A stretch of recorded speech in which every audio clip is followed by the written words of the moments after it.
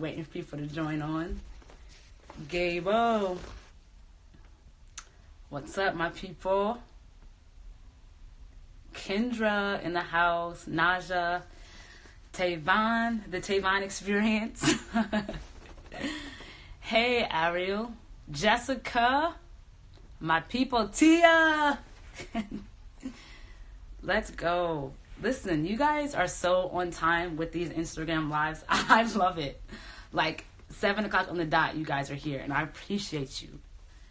Jessica Logan, hey girl. Tia. Guys, I'm super excited. Super pumped up. I'm ready. I hope you guys are as ready as I am about this topic right here. Need you guys to like comment, let me know what's up. Titus, my cousin Titus in the house. What's up, Titus? Who we got?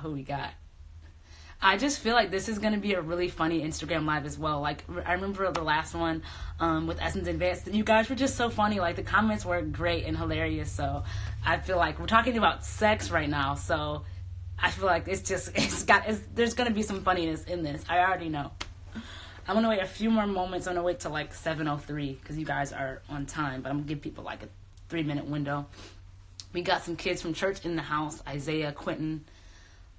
You guys are ready, and I appreciate you. You know I'm ready to cut up. Yes, I know this is going to happen tonight with this topic. So I'm excited. I'm all for it. Like, I'm not holding anything back tonight. So let's go. Let the games begin. Let's give everybody a few more moments to tune in. Tia. I'm excited too, Tia. I'm going to share some things that are on my heart about this topic. Sorry, there was like a fuzzy coming through. So I'm excited about this thing. Teach us your ways. You cute. Thank you, Jessica. Appreciate you, friend. All right, let's get into it. Tonight's topic is sex. That's why you're all here. You're here to talk about sex with me, and I'm super excited about it. So let's just get right into it. I know a lot of people are wondering, like, am I a virgin? What's my sex story? First of all, you're nosy. You are nosy. But like I said, I'm not holding anything back. So I'm game. Am I a virgin? When did I lose my virginity? All those questions I know are running through you guys' mind. And let's just get right into it and answer it. So 1, yes, I'm a virgin. 2, I don't have a sex story because I'm a virgin. But I'm going to share my heart about why I'm a virgin, why I've decided this.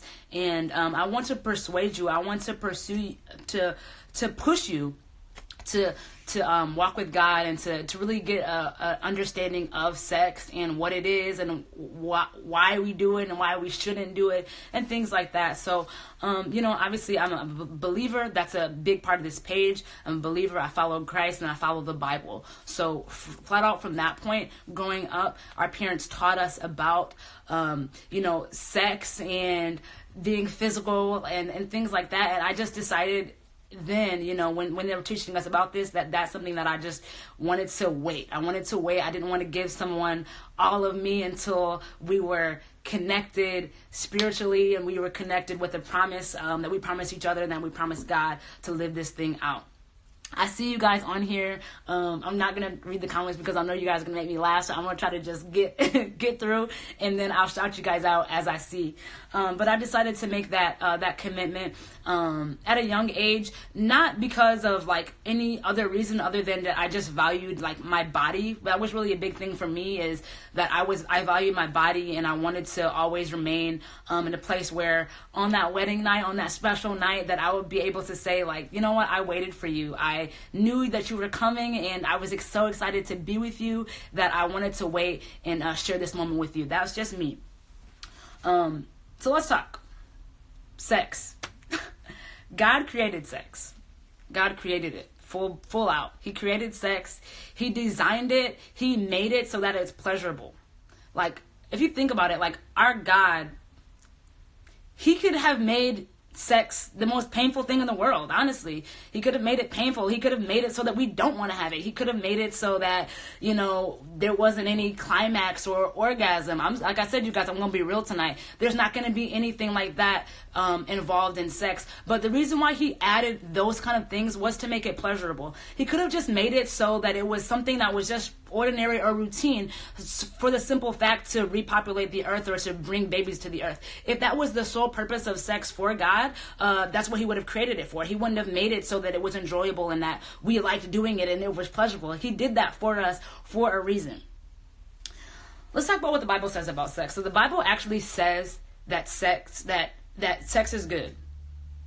Sex is good. It's good. It's good. It's good. And I know that sounds like, what? What is this girl talking about? Why is she telling us that sex is good? Sex is great. Sex is good. And I'm a virgin, but I'm able to say that because the Bible says. So Hebrews 13:4 talks about marriage being honorable, and it talks about that it should be respected, and it actually should be strived for. And in that context of sex and marriage, that is where sex is good comes into play. So everything has a context behind it, has some guidelines behind it. The Bible is specifically telling us, my mom's on here. What's up, Pastor Dr. Andrea? The Bible specifically tells us that marriage is honorable in every respect. That means that anything that the Bible tells me is good, I want. If the Bible tells me that anything is good, I want it, period. I desire that. That's something that I want to strive for. If God is telling me that it's good, I want to be a part of it. Point blank, period. That should be our mindset when it comes to sex. Marriage is good.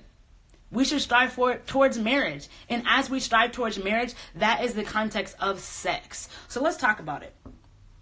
Sex is not bad. We talked about God created it. I'm reading from my iPad just so you guys are wondering why I'm looking down.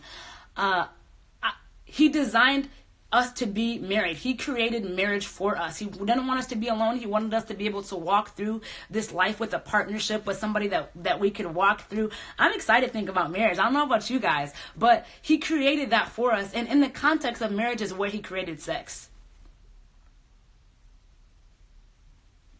We can't teach about marriage and not teach about sex. So we learn about marriage, and, you know, a lot of us on here, and I see a lot of you guys' responses, like when I ask different questions, that a lot of us desire marriage, and that's great, and we should, because like I said, here in Hebrews, it talks about marriage being honorable and respectable, and that's something that we should want. That is where I want to talk about sex. Let's talk about it.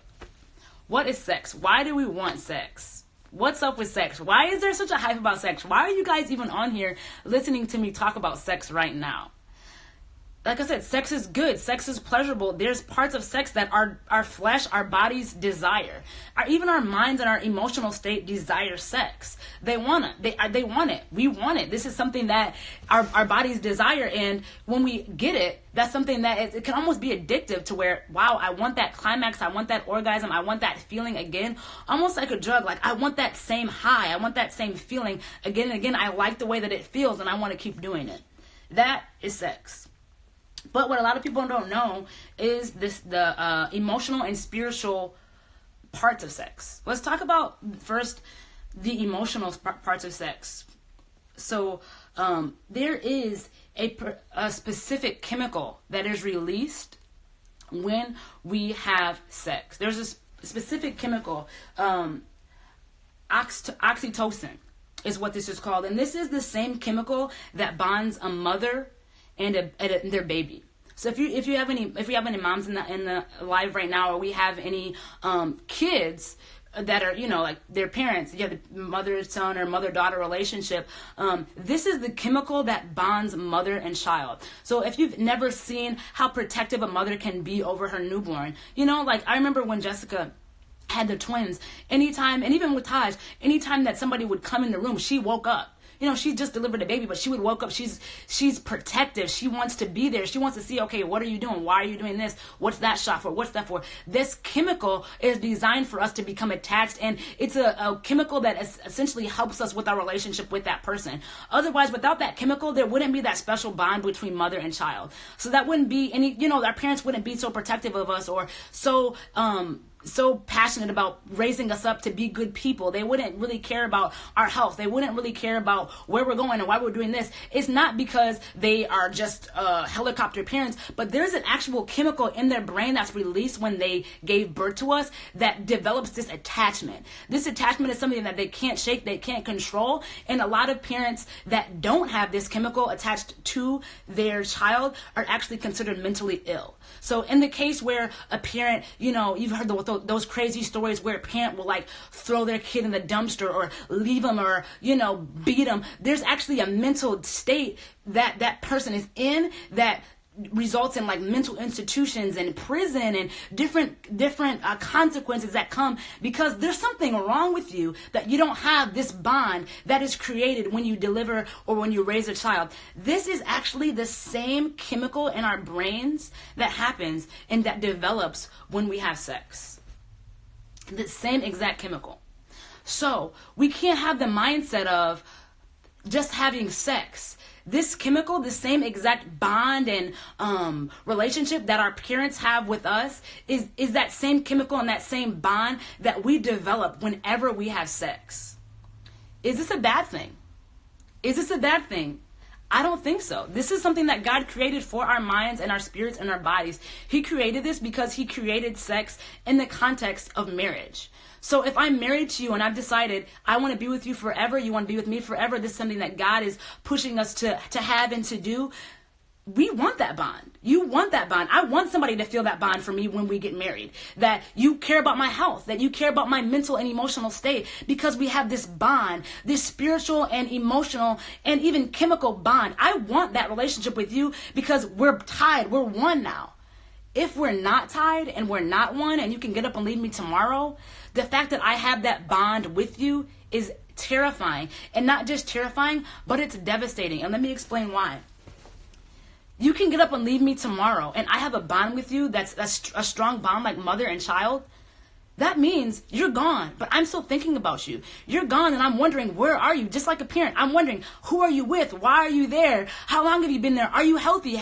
Like, what's going on with you? I'm still thinking those thoughts, not in the context of us being together, but the context of we now have a special bond that I can't break. We have the bond and I can't break it. That same bond that the parents have with us is what we develop when we're in a relationship, a sexual relationship with somebody else. The same way that our parents can't just say, you know what, I don't care about you anymore. I'm out. I don't want to be your mom anymore. I don't want to be your dad anymore. I don't care what happens to you. You can go live on the street for all I care. The same way that most parents cannot do that is the same way that we can't do that in a sexual relationship. We can't think about it in let's just have sex because it's pleasurable. Because it's pleasurable, sure, but what else is happening when we're having sex? We're developing that spiritual, emotional bond that will not and cannot be broken. You can think you're big and bad all you want, but at the end of the day, who are you thinking about at night? Whose Instagram are you creeping on? Whose social media are you creeping on and wondering about? It's not because the sex was so good. The sex is over, but there's still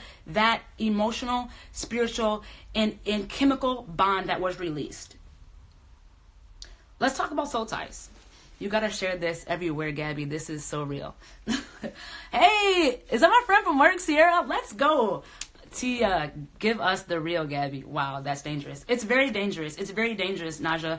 And what's dangerous about it is, in the moment, are we thinking about that? Are we thinking about the chemical and spiritual and emotional bonds that we're going to have? Of course not. That's not on our minds right then. So this is why it's important for us to know that now. Know this before we're even in the place where this could happen with us. Let's talk about soul ties a little bit here. Soul ties goes hand in hand with the chemicals that are released in our brain when we have sex. Period. I was talking to Essence and Vance earlier today, actually, about this topic. And we see soul ties as being bad, right? Like, if we hear soul ties, especially in the church, we see soul ties as being bad. Like, oh my God, I don't want to have a soul tie. I don't want to have a soul tie. No, I don't want to have a soul tie. Like, let's not talk about soul ties because I don't want to have one. Listen, soul ties are not necessarily bad. Why is a soul tie bad? I can tell you why. Let me tell you why.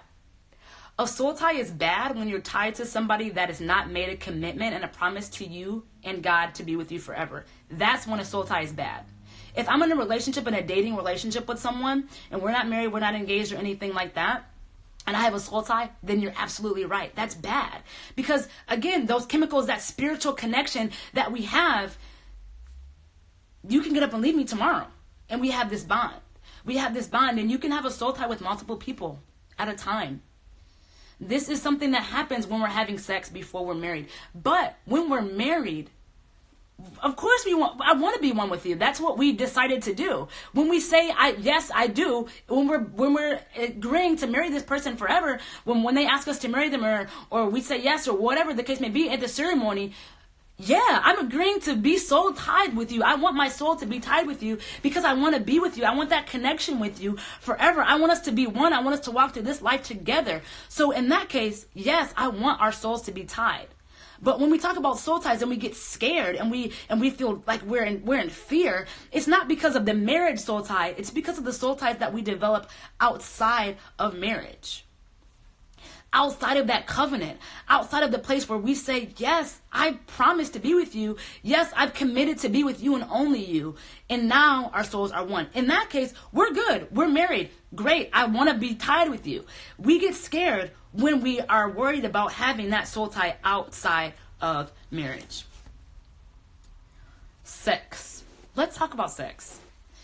Another big reason that we want to stay away from premarital sex is because premarital sex disguises things that need to be revealed. Premarital sex disguises things that need to be revealed. So we're in a relationship, we're dating, whatever. There are things that are not going to be revealed for the simple fact that we're having sex. Nothing more than that we're having sex. You can say all day and night long, I know her. This is the kind of woman that she is. I know him. This is the kind of guy that he is. He loves me. He cares about me. She loves me. She cares about me. That's all great and dandy. But there are still things that are not revealed because of sex. Disguised. There's a blanket put over them. They're pushed under the rug. Not intentionally. Not that we're intentionally doing this, but this is a part of sex. Premarital sex. Where if we're having a sexual relationship, there may be some things that I don't like about you. There just may be. I don't know. I might not like the way you treat other people. I might not feel that you're a man of character or integrity. Or for the guys, you may not feel that she's really wise, or maybe she's not a woman that's gentle and has wisdom. Maybe that's something that you've noticed in her, but that's going to all be disguised, and you'll be blinded to those things because of sex. The premarital sex that we have disguises those things that are important, that are key. And that's often why people are in a relationship and they're so in love and they're having the best time ever, and they love each other, and they love this relationship. But what happens when something goes wrong? What happens when anything, maybe the person cheats, or maybe there's a disagreement and you guys break up? Then you start to see all these things all of a sudden, like, dang, why didn't I notice before that this dude had a lying problem? Why did I not notice before that this girl treated people around her mean? She had a mean spirit about her. Why did I not notice before? You don't notice these things because they're disguised. They're disguised because of premarital sex. When you decide to be in a relationship with somebody without sex, you're deciding to know them through and through. There's no distractions, because there's nothing that's distracting me from getting to know you. There's nothing distracting me from seeing who you really are in God and who you really are as a person. There's nothing that's blinding me or being disguised, because I'm focused on you. There's not any physical touching. There's not any physical sex, intercourse. There's nothing like that going on, because there's nothing like that that's being disguised, because I'm looking for you. I want to know you. Who are you? You might not know, because sex disguises these things in us. Does that mean that when you're having sex with somebody that they're purposely like, ooh, I'm not going to tell her that I have this, or the girl's like, ooh, I'm not going to tell him that I struggle in this area? Not necessarily. It doesn't mean that the person is purposefully telling those things. But again, let's talk about those chemicals. Those chemicals that are being released in our brain when we're having sex. Our brain knows that this is something that we want. This is something that feels good. The climax, the orgasm, is something that we strive for. Our brain is aware of that. Our flesh is aware of that. And that's something that our brain and our bodies will push back those important things because this is my focus. This is something that I want. So even though this may be something that I've seen, this moment, this time with this person is something that I desire. So the other things are not important right now. I'm pushing those things to the back burner. I'm pushing those in the back of my mind. I may know that they're there, but they're not that important to me right now because this is the moment, this climax, this orgasm, this time of intimacy is something that I desire. So this is my focus. We know a lot of times that our brains have a hard time doing more than one thing at a time. So for instance, have you ever had when you're counting out loud and then somebody starts saying the opposite numbers and you're like, wait, you're throwing me off. You're like 1, 2, and the person's like 59, 56, and then you start saying 59, 56. Our brains cannot process that many things at a time.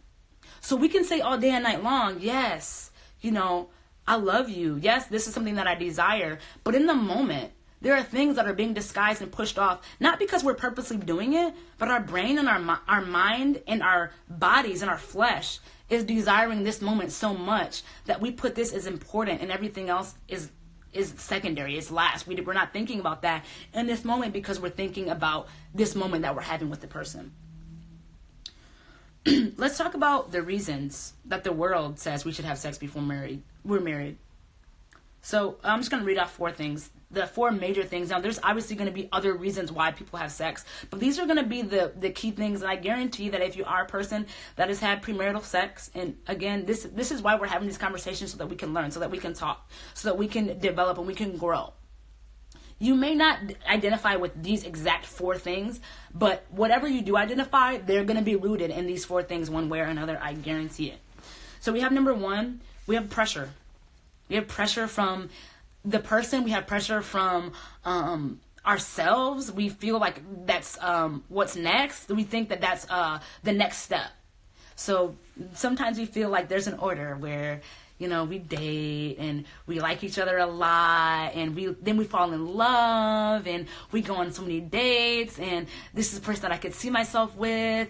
We might do a little bit of kissing. We might do a little bit of touching. And then what's next? Sometimes we feel like that's just what's next in a relationship.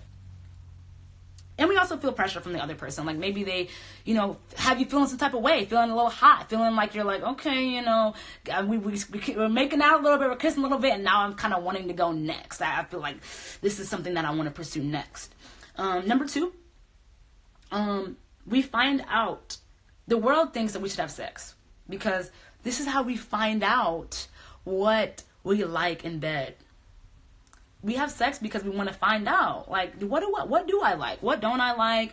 Is this, something that he likes? Is it something that I like? We got to the world says we have to figure out what we like in bed. We have to figure out what pleases us and what pleases the other person. So we can't do that. The world says any other way but to have sex. Number 3 is to show love. We show each other love. I tell you that I love you by being intimate with you. Air quotes on that, and we'll touch on that a little bit later. But the world tells us that we have sex with somebody because we love them. I love you, so I have sex with you. It's what the world says, and that's what TV teaches us, and media teaches us, and movies teach us that that's how we show each other. That's how we show others that we love them. And then number 4, we talked about this earlier, because it feels good. The orgasm, the climax, the sexual release that feels good to our bodies. So that's why we have sex. That's what the world says. Let's break down though each one of those ideas. So we're going to go back up to the pressure of being with someone. Maybe it's not pressure they are have sex with me now. It doesn't have to be like that. That pressure doesn't always come in that way. Pressure doesn't always come in that way. So a lot of people feel like he's not pressuring me, she's not pressuring me because they're not aggressive. Aggressive is not necessarily mean that you are being pressured. Being pressured or being persuaded comes in many different forms beyond aggression. Let's say that again. Being pressured, being persuaded to have premarital sex comes in more ways than just being aggressive. For instance, them letting you know that maybe that's their past relationship they've had sex in, or possibly, letting you know, like, they care about you, they love you, whatever. And like I said, a lot of times it's the steps. Like, first we liked each other, then we dated, then you met my family, then we had sex. So that's like the next step is sex. But what we have to understand is Romans 2:1 says, is a scripture where it says, "Therefore I urge you, brethren, by the mercies of God, to present your bodies as a living and holy sacrifice, acceptable to God, which is your reasonable service." This is something that the Bible says is reasonable. We can't allow ourselves to be pressured, or for others to pressure us. Again, it's not necessarily an aggression, but the simple fact that that's something that they are even insinuating or mentioning is a form of pressure. I can pressure you by saying, "Hey, you should really buy a new car. Like, your old car is like, it's not running right. Like, you should totally like get a new car." Just because I'm not saying, "You need to get a new car. Your car's garbage. I mean, it's broke down. You need a new car. Like, I'll help you get a new car. Like, let's do," like, we see that as aggressive. But even like a slight, every once in a while, maybe every couple months, it doesn't have to be something that is so huge. Like Pastor says, Pastor A. Ellis, if you're not following her, you need to go follow her. She's on here right now with us. She says that's a subtle pressure, a subtle persuasion. It doesn't have to be that. And even that's how actually the enemy works. The enemy works in tempting us and persuading us, not always so loud. And oftentimes, if somebody did come up to us and say, "Have sex with me right now," we would be like, "No, what are you talking about?" So a lot of times we don't really respond to aggressive persuasion or pressure. A lot of times that's not the way that we respond. The way that we respond is the subtle, easy, easy pressure, something that we don't even realize, something that's very light. That's the kind of pressure that we typically respond to. How do we deal with the pressure of sex? You're teaching good. I appreciate you. How do we deal with the pressure, though? So maybe you're in a relationship right now, or maybe we're not just yet, but like we still kind of feel the pressure. We deal with that by actually communicating. We actually have to communicate. And what I love about communication, and I'll be talking about communication a lot on this page because it's something that I'm very passionate about. But a lot of our communication with our significant others, with our boyfriends, with our girlfriends, with our fiancés, the resisting of this sexual pressure comes from communicating. Actually just saying, "Hey, you know what?" And sometimes, let me do a sidebar here. Maybe it's best to not have this conversation one-on-one. It could be kind of flattering to say, "Hey, babe, you're making me feel some type of way sometimes. I'm feeling some type of way about you. You came in with this outfit and I was feeling..." That may not be the best way to approach the situation. Perhaps with a third party, somebody that you guys both know, somebody like your pastor or a spiritual leader, or somebody that holds spiritual and godly wisdom that can ensure that the conversation is not steered in the wrong direction. But there is a way to kind of communicate with the person, letting them know, like, "Hey, these are some guidelines that I want to set up." Doesn't mean that we slipped up before, or that I've even felt that, this is something that we might slip up in. But the simple fact that I just want to make sure that as we approach this relationship, that there is no way that sex is even possible with us. It's impossible for us to have sex until we get married. We have to have that type of guideline. That's how we deal with the pressure. The pressure, beyond just being communicating that with the person, and like I said, a lot of the times I would recommend that there's a third party involved. Because it can be flattering for somebody to tell you that you make them feel this way. They turn you on. Let's be real. They turn you on. They're making you feel hot. You're feeling hot around them. That can be kind of flattering, and that might mess around, and you might be inviting the door open of sex right in that moment, just from explaining that. But to have that third party there that can kind of filter the conversation and make sure that it stays focused on what it's intended to be focused on. And then the next way that you can resist the pressure of premarital sex is to be intentional. I don't know if you guys have watched or listened to my Intentional podcast, but that thing is fire. I listened to that boy and that thing was fire. I love the hearts on that because I agree that was fire, and I'm all about being intentional, striving to be intentional. We have to be intentional with the pressure of premarital sex. For example, I can say, you know what, maybe we slipped up before. Maybe we're in a relationship, we slipped up before, but we feel like this is God. We don't want to step away, but we slipped up. Or maybe we slipped up in the past with somebody else and this is a new relationship and we don't want to slip up. We can't just say, I don't want to slip up, I don't want to mess up, I don't want to slip up, I don't want to mess up. If that worked, we wouldn't have this battle to begin with. We wouldn't be struggling in the area to begin with. This wouldn't be something that we even need to focus on. If it's something that is as easy as me just telling myself not to have sex, it's not that easy. We have to be intentional.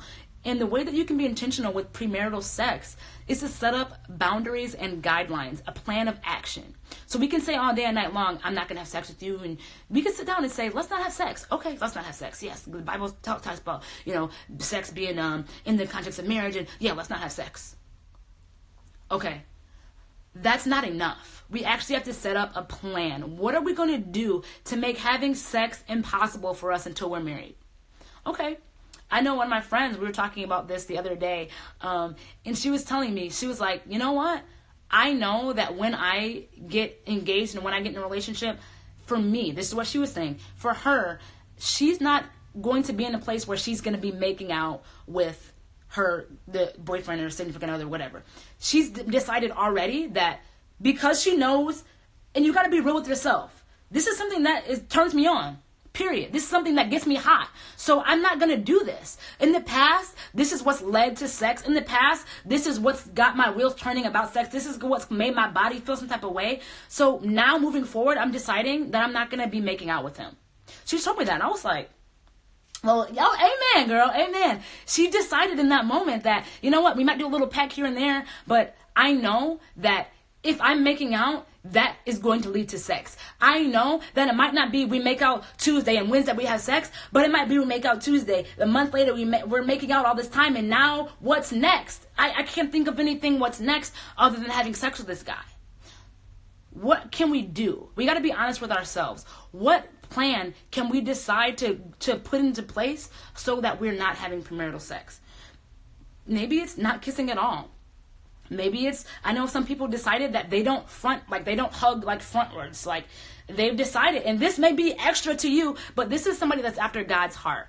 This is what people do when they're after pleasing God and pleasing their husband and their future, to be able to present themselves and say, you know what, I waited for you. I may have slipped up in this area and I may have done this, but I decided in this moment to wait for you. This might seem extra. Wow, you're really not going to hug frontwards? No, I'm not, because I want to make sure that I'm not having sex. I want to make sure that my body's not feeling some type of way that I'm having sex. It may be extra, but you might have to be a little extra to ensure that you are not having premarital sex. Be a little extra. Who cares?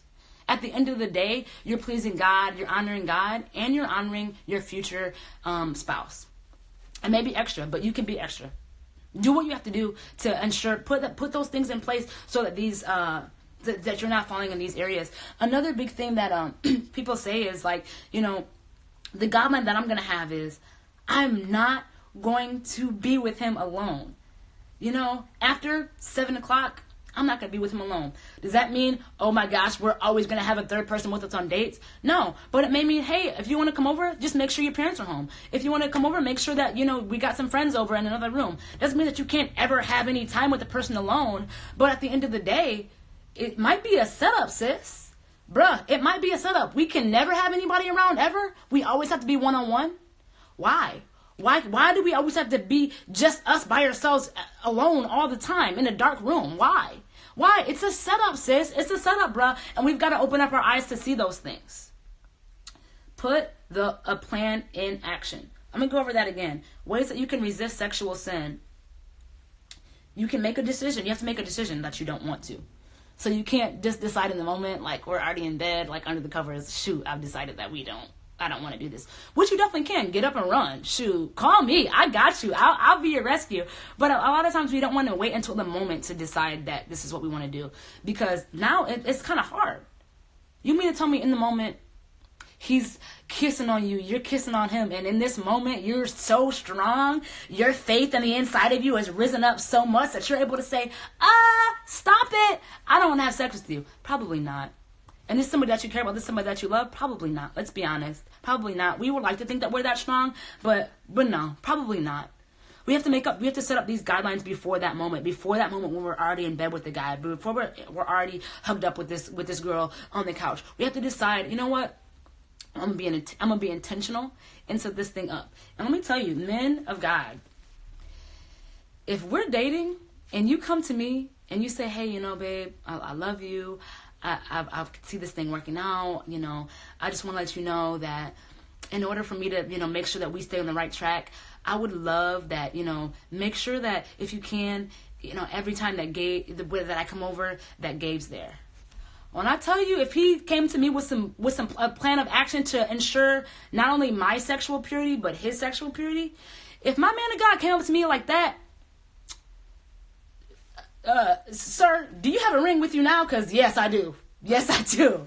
I marry me now. Let's go. Like, this is something that men of God, if you are a man of God and you're with a woman of God, I guarantee if you have a plan of action to not only not have sex, but to just make sure that your relationship is always pleasing God. If you come up to her with a plan, sheesh, when I tell you, you got us.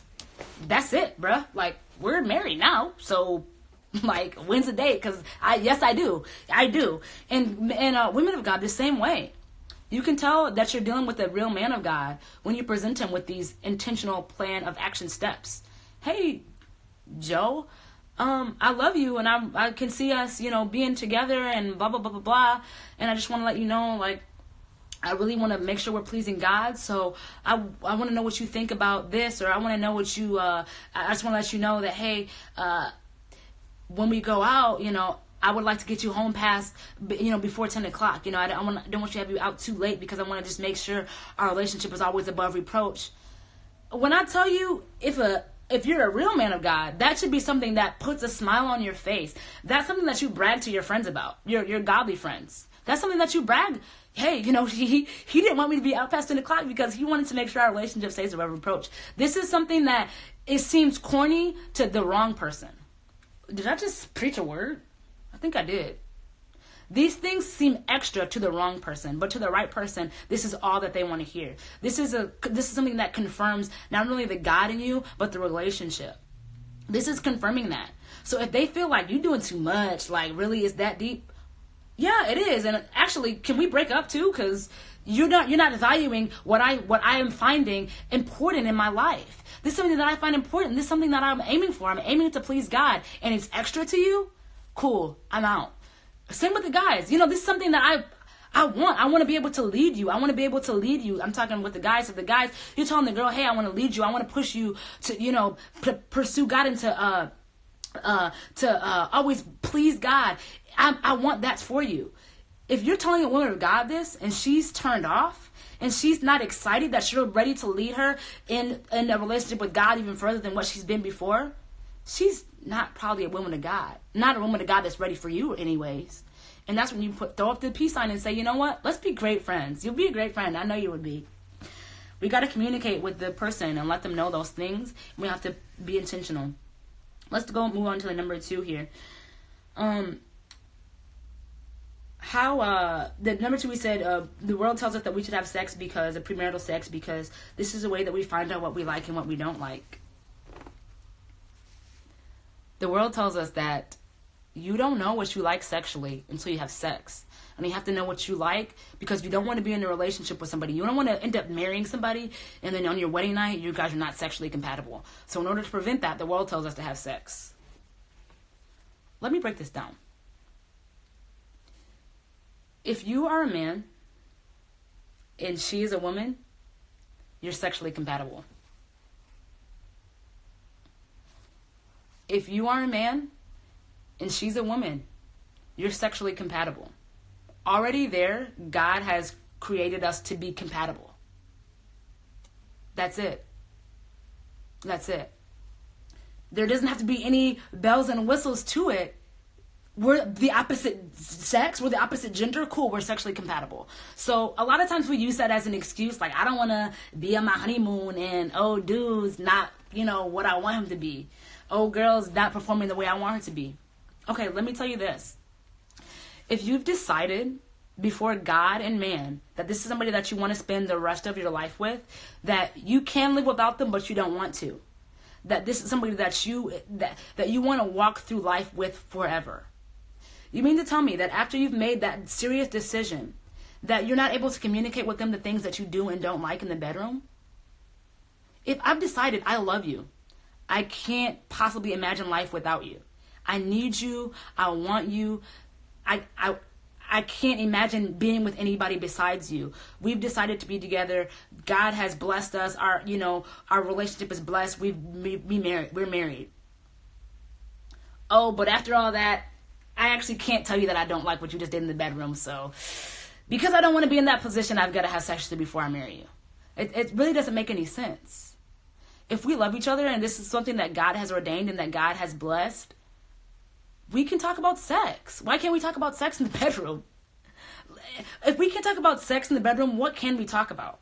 If we can't be real with each other in the bedroom, what can we talk about? So that's a cop-out. Like, oh, I want to know that I want to know how he is, in the bedroom. So I need to, in order for me to know that, I need to have sex before we get married.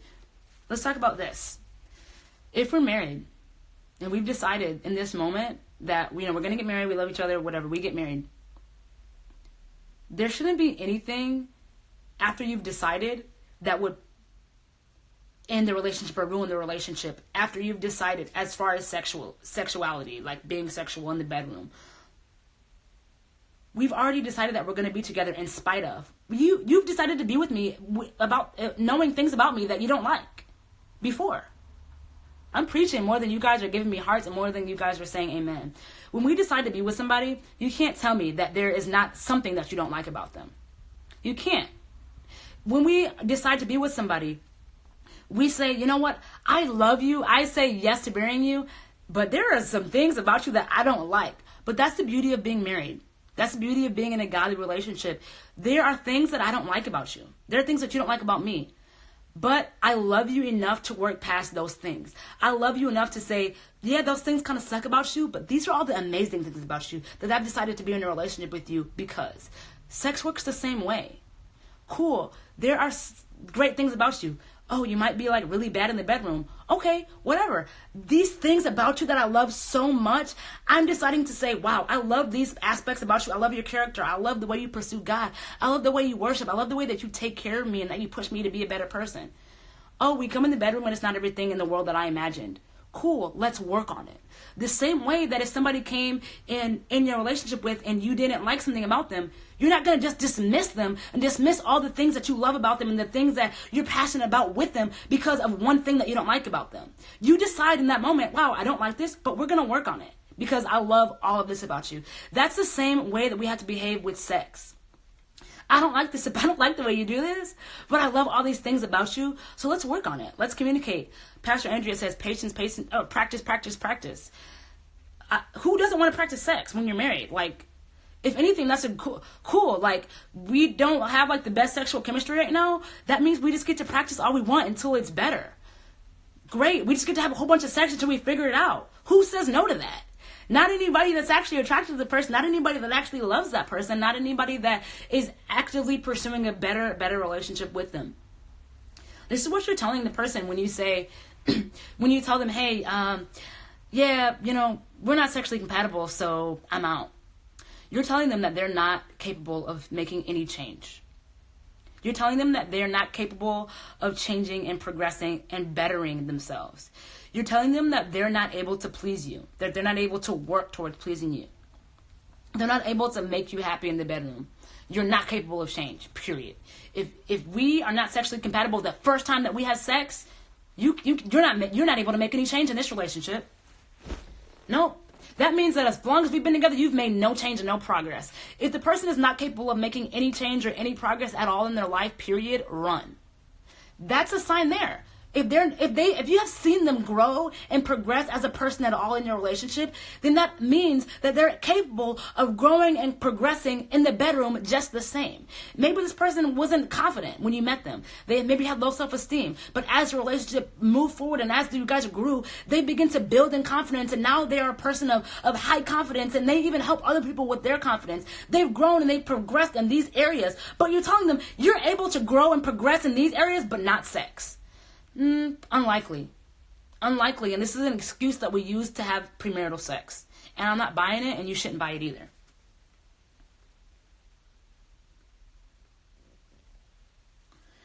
Another reason that the world tells us that we should have premarital sex is because that's how we show people that we love them. I love you.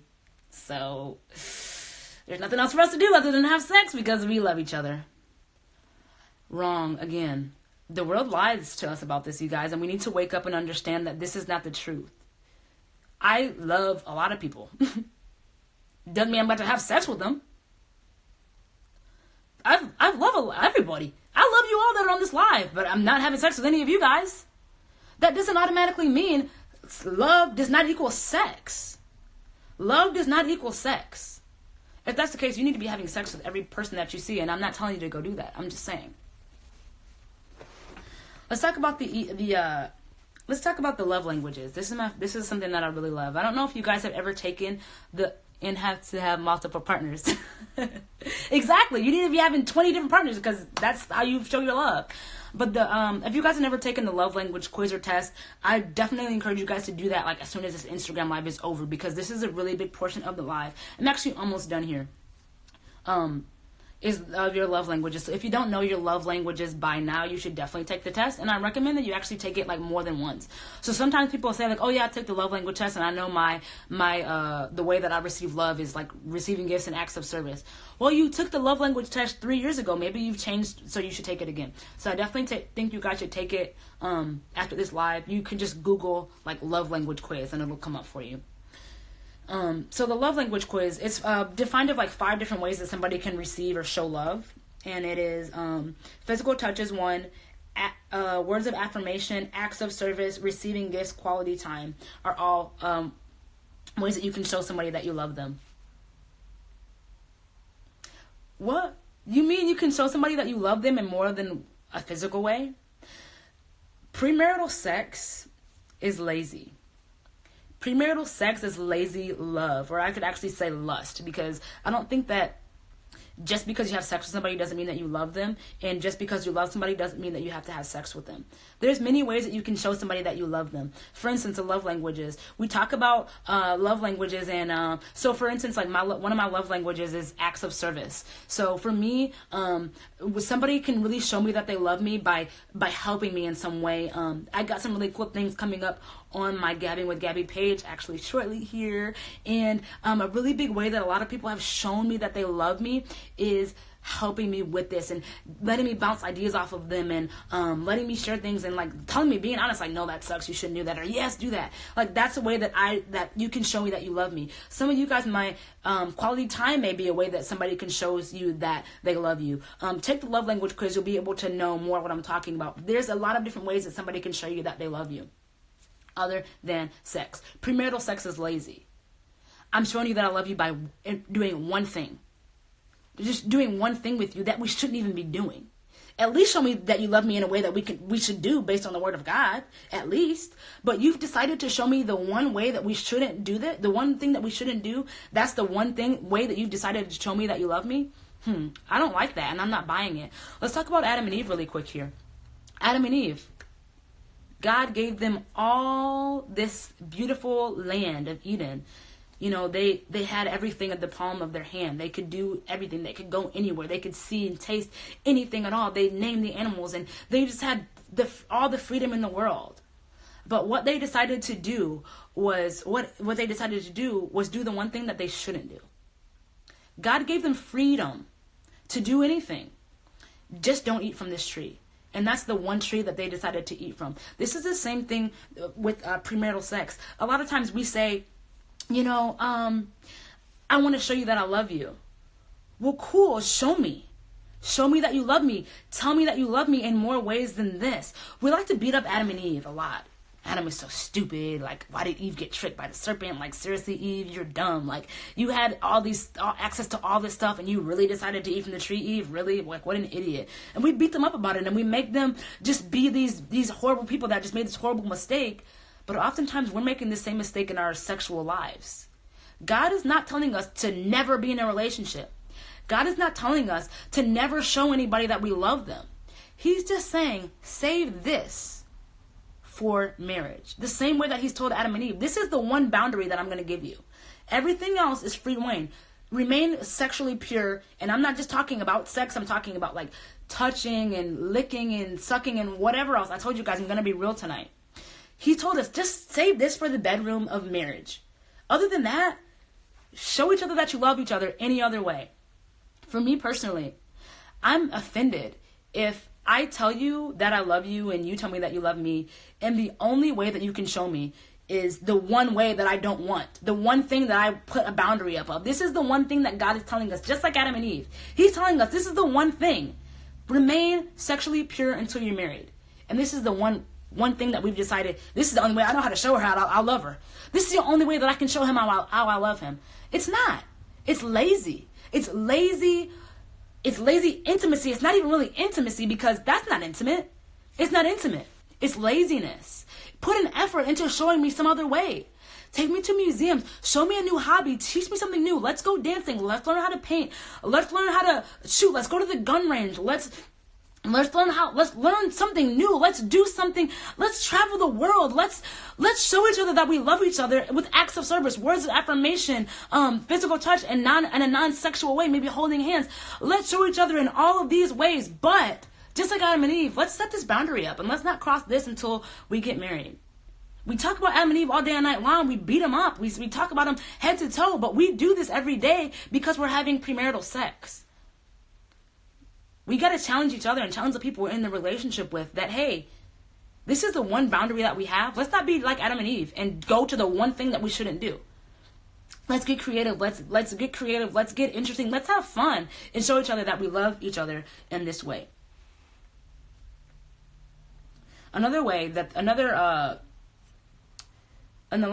number 3. So we have the reasons why the world tells us that we should have premarital sex is because, we want to please the other person. Number 2, we want to find out what we like and don't like in the bedroom. Number 3, it's a way that we show love. And then number 4, it feels good. That's so funny to me. Yeah, it feels good. So that's why we should have sex. Forget all that other stuff. Forget the whole love stuff. Forget the, forget the pressure or anything like that. I don't care about any of that. I just want to have sex because it feels good.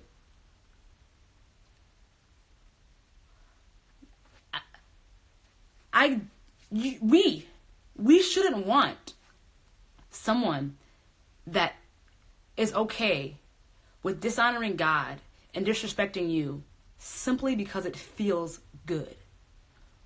A lot of things feel good. Now I'm concerned that if something feels good to you, you don't have the restraint. You don't have the willpower to say, it feels good, but I don't want to do it. A lot of times, a lot of things feel good. Doing drugs feels good, but should we do it? If your reasoning for having premarital sex is because it feels good, I'm scared for you, and I'm scared for the people that you're in a relationship with. Because I'm worried that this is not the only thing that feels good. Other things feel good. But we have to decide, cool, it feels good, but let me wait until it's right in the context of marriage. Let me make sure this is something that is pleasing to God. It feels good, but this is something that should be flattering to you. We know sex feels good. Even if we haven't experienced it before, we know that it feels good. It's flattering to me for a man or woman of God to say, I know it feels good and I want it, but I'm resisting it because I value our relationship and I value both of our walk with Christ. As people, women and men of God, that should be something that is more flattering to us than the fact that they want to have sex with us. The simple fact that we all know that sex feels good, that we like sex, we want it. We want to have sex. I am floored that you want to have sex, your body and your mind want to have sex, but you've decided, even though this is something that I want to please God more. I want to respect you more. I want to have a strong walk with Christ more than how it feels good. That is something that as a man and woman of God, we should be looking head to toe for people that have that passion about premarital sex. I'm not denying that it doesn't feel good. We know it feels good. I'm not denying that it's something that we want. Yes, it's something that we want. But what's flattering and what's amazing about that is we know it feels good, but I said no. Even though it feels good, I'm deciding to push that away because I want you to remain pure. I want to remain pure. I want to please God more than it feels good. I'm able to resist. I'm able to have willpower. I'm able to say, I'm feeling a little too hot and bothered right now. I don't want to go past this point because of my relationship with God. That should be more important to you than, okay, it feels good, so I'm going to go for it. We have to have some type of willpower. And that goes back to what I said earlier about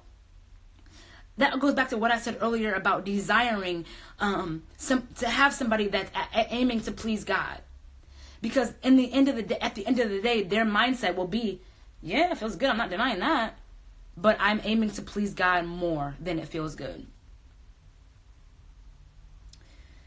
Let's talk about the respect aspect. So admirable to meet people with the same passion. Yes.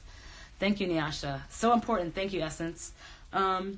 So let's see. How much time we got? I think we got like 5 minutes. Let's talk about the respect aspect of sex. This is so important, you guys.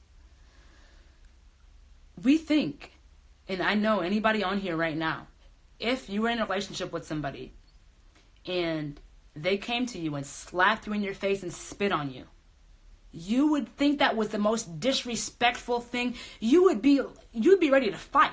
I cannot believe you disrespected me in this way. You tell me that you love me. You show me that you love me. You write to me. You post pictures with me. You tell me that you love me all day and night long. And you just came in here and slapped me in the face and spit on me? We would be disrespected because that's not lining up with what they've told us. They told us that they've loved us. They told us that they love us, that they care about us, that they want to marry us. But they just spit in our face and slapped us. I'm floored because this is not in line with what you told me.